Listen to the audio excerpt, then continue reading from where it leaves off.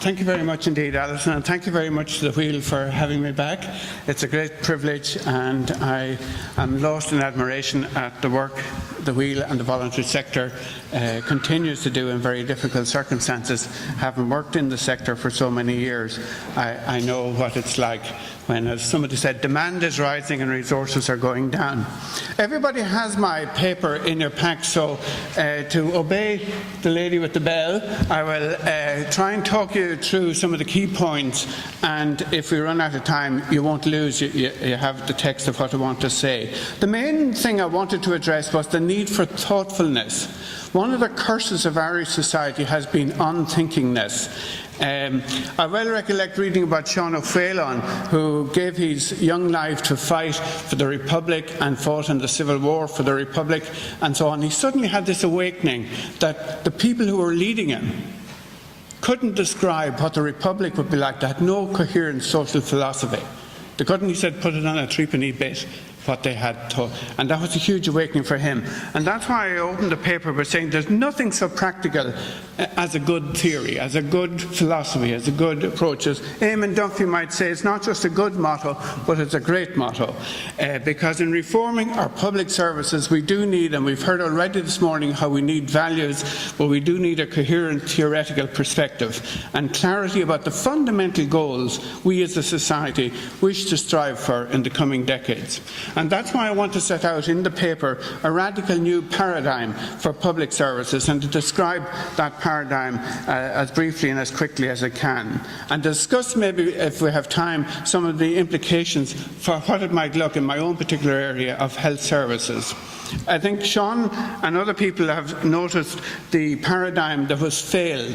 The failed paradigm, even I believe, underlies the OECD paper towards an integrated public service, and we've heard already their opening sentence quoted. Now, I'm not blaming entirely the OECD in regard for the self-serving tosh that appears in official publications. As Eddie points out, they all have minders and all have a way domestically of processing these things. But the tragedy is the OECD started very important work in 2001 with a major report on citizens as partners, written by Joanne Caddy, and that work effectively ground to a halt or was stopped. And it demonstrated the added value of civic society and citizens co-producing and being active participants in producing good outcomes in public services, and that was stopped. They also produced a report on the well-being of nations, and that, under the prevailing failed paradigm, also ground to a halt. The second paragraph in my paper talks about the need for change, and I think Eddie Malloy and others have addressed the powerful forces that are going to resist any attempt to bring about effective change, and how important it is for you and me in the community and voluntary sector to question, as has been said this morning, the prevailing culture. We have to be the thinking part. I was saying to Deirdre at the coffee break the old analogy that the community and voluntary sector revolves around values. Politicians revolve around power, and the market revolves around profit. So if the values change needs to happen in Irish society, and the thought and the new paradigm needs to happen, largely will reside with you and me. As Eddie said, it's over to us. We are the people who will lead the values change. And that's why it's important, I think, that the Wheel and all our kindred bodies give great thought to the new paradigm, which Amartya Sen and others, Nussbaum and others, in the last 20 or 25 years have articulated so compellingly, the human development and capability approach. Because our challenge, I believe, as we head towards 100 years of an independent state, is to set some centennial goals. And one, I think, should be to build what I would describe as a citizen society. And as I say, we have an extensive resource available to us, both in practical literature, whether it's in good reports like Citizens as Partners, or whether it's in the academic literature, to put citizens at the centre of the design and delivery of public services. there are probably three, but at least two important streams of thought to bear in mind. One is the whole revival of republicanism, civic republicanism, led indeed by an Irish political philosopher, Philip Pettit, now based in Princeton. And that's a really important turn, if you like, in collective thinking about what we're about as a society. And the second is the human development and capabilities approach, as I said, associated with the Nobel winner Sen and Martin Nussbaum.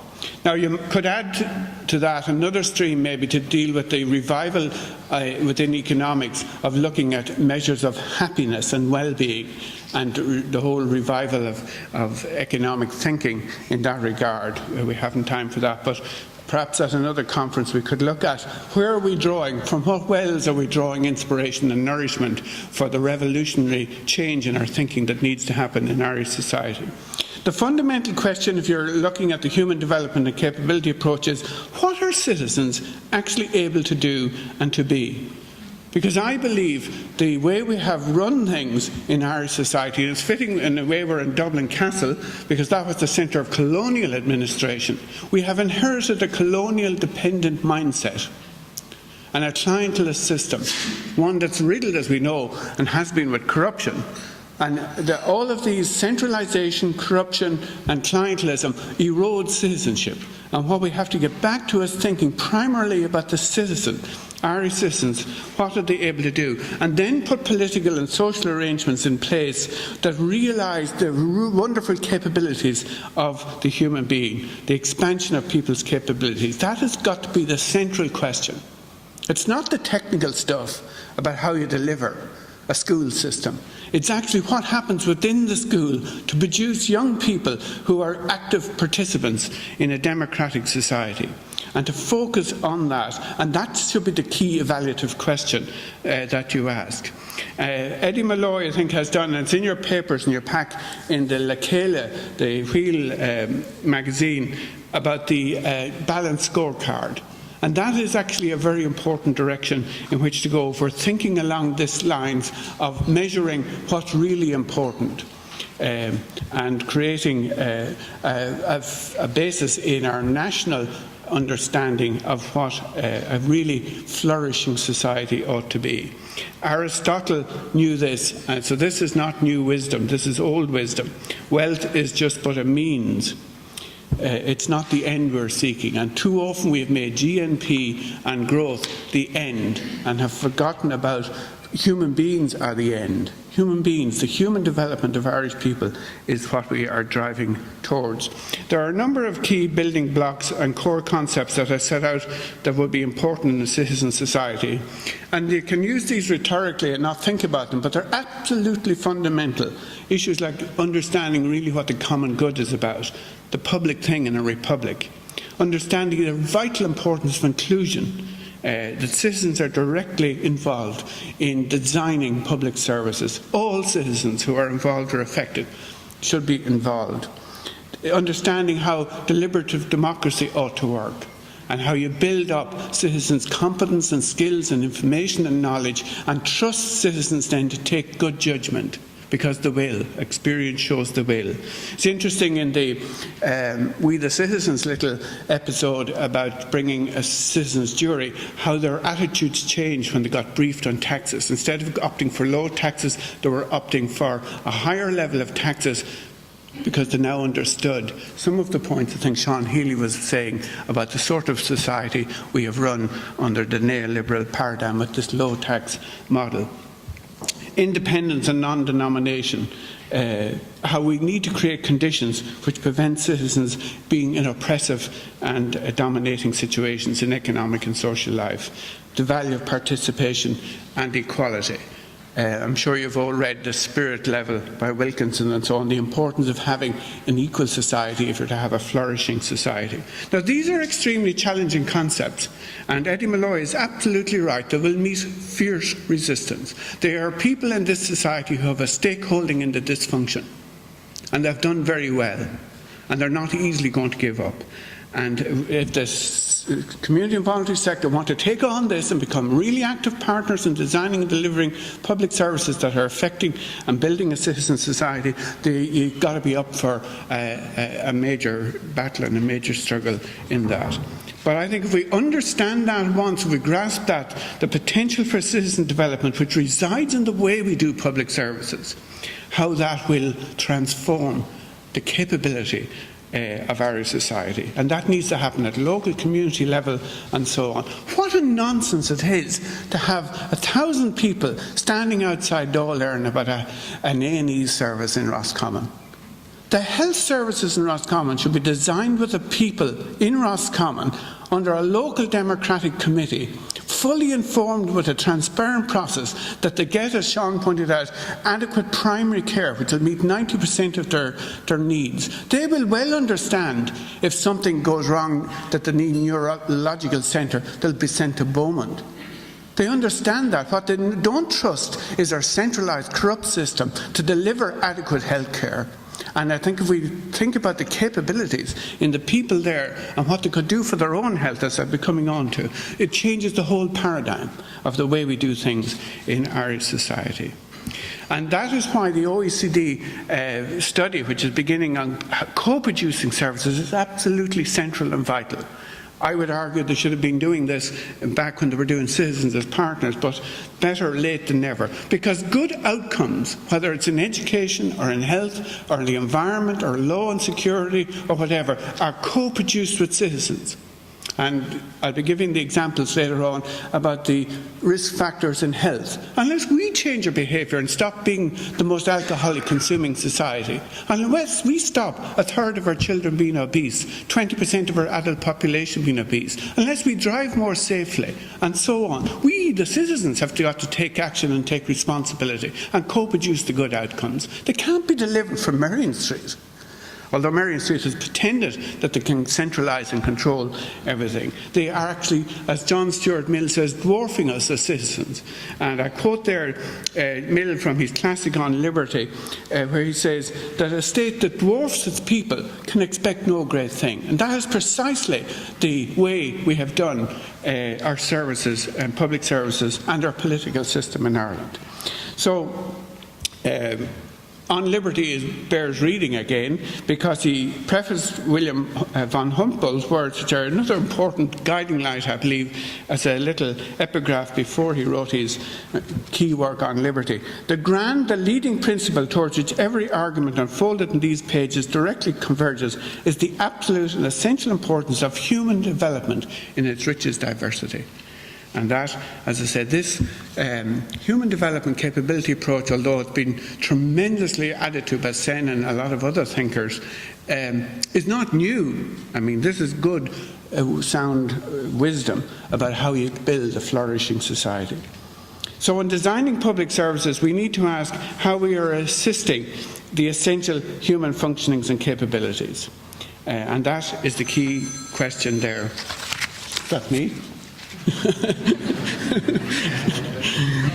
I'm okay, thanks very much. And you can read, and one of the simple introductions is Martin Nussbaum's book, which is just out recently, Creating Capabilities, and she has written wonderfully on issues to do with women and so on as well. So I just encourage us in the wheel and collectively in the sector, if we are about values and about a radically new, different paradigm, we've got to do some thinking. As I say, unthinkingness has been the curse of our society. And I'll let you read that. I just want to turn briefly to health capability, one area of our public services where the capability approach will lead to a vast change in effectiveness and efficiency, and obviously will tackle the pressing problem for politicians is it's become financially unsustainable. And we're becoming a sicker society. I'll give you there some of the figures for a population of 4.58 million people. That in 2010 there were 3.5 million attendants. 3.5 million attendances at outpatients departments. 1.3 million were either inpatient or day case treated. 1 million attended 33 emergency departments, of whom 30% required admission. And 3.6 million bed days were used, involving well over 500,000. Are we a sick society or what? We've really got to ask ourselves, what are the levels of morbidity in a flourishing society would you expect? What is the potential among citizens to have a better, healthier lifestyle? Of course it's tremendously greater than the current configuration. And the figures I've given you there, we're not quoting all those who attend primary care, where we're spending 7.7 billion euros. And as Sean points out, we haven't got our primary care free at the point of need and properly resourced yet. The big cost in healthcare is to do with the epidemic of chronic diseases. And I've given you the quotes there from our Chief Medical Officer and so on. And if we are going to tackle that rising cost, we've got to change, and we've got to engage citizens in healthier behaviours. And they've got to have the information, the knowledge and the skills to do that. So the challenge if you're delivering health services as a public service is new skills of civic engagement, new skills of bringing information. Instead of beating up the people of Roscommon about their hospital and saying they haven't got it, we've got to be sitting down with the people in Roscommon or wherever and giving them the information and giving them the equipment and the resources in the community and voluntary sector, in every village and house in that county, to change. Otherwise, you are going to have a very sick society, which you will not be able to be treated with the state of our public finances. So there are pressing economic reasons why we do this, but you would do it in any event because it's the human development approach and it's the outcomes that you want to see. As I say, there's a very good book out recently in this area. I mention it in the text, Jennifer Pryor-Rugger's Health and Social Justice. It's a seminal contribution of applying the capability approach to health and the promotion of social justice. And as I say, I haven't the time to dwell on it but I'm happy to talk about it if people wish. It really shows how dysfunctional our current approach to health policy is, and we've got to change the paradigm absolutely, completely. And I believe the community and voluntary sector is absolutely in pole position to lead this debate and to bring this change. And now when the state is its back against the wall, it will come to you as a residual to provide services it can't provide themselves, and they'll ask you to do it for very little money. Well, I'd say no, thank you very much. We are not a residual. We are the primary agents of human development. We will talk to you about designing new services in education and health and security and prisons or whatever it is. We want to be in the design. We want to agree with you what the outcomes will be. We want to agree together what the resources will be and what way we will go about putting it into practice. We are not going to be the residual. Up to date, I believe the community and voluntary sector has been boxed into that position. And if you apply the health capability paradigm, it talks about shared health governance. But where is the shared health governance in Ireland? Now, commendably, you could say the government want to see health providers with voluntary trusts and citizens-based boards, and that's a good step, rhetorical step in the government programme. We want to see that in action. We want to see citizens engaged in designing and running their services. And we want to break the dependency. John McGahern, in one of his stories, talks about how in Ireland we have such a huge amount of negative capability. But what I think we are suffering from is capability deprivation. We have had a controlling dependency-creating culture, and we don't expect citizens to be able to build responsible, effective, healthy lives in community together. Well, of course they can. Of course they can if we break down the mindset and the corrupt and centralising and clientelist system. Of course we can have a participatory democracy which is involved in all of this. Of course we can have a deliberative democracy. Why can't we? Of course, even if we don't have the highest levels of economic growth, we are a wealthy country. We can do a lot of stuff, even with less wealth than we have, with much better outcomes. So as Sean, I think, said at the end of his, we can choose. We have choices to make, even within the constraints of paying back what we don't have to pay or oughtn't have to pay back. Even paying that back, we can have a very effective, flourishing society. But we have to make the choice.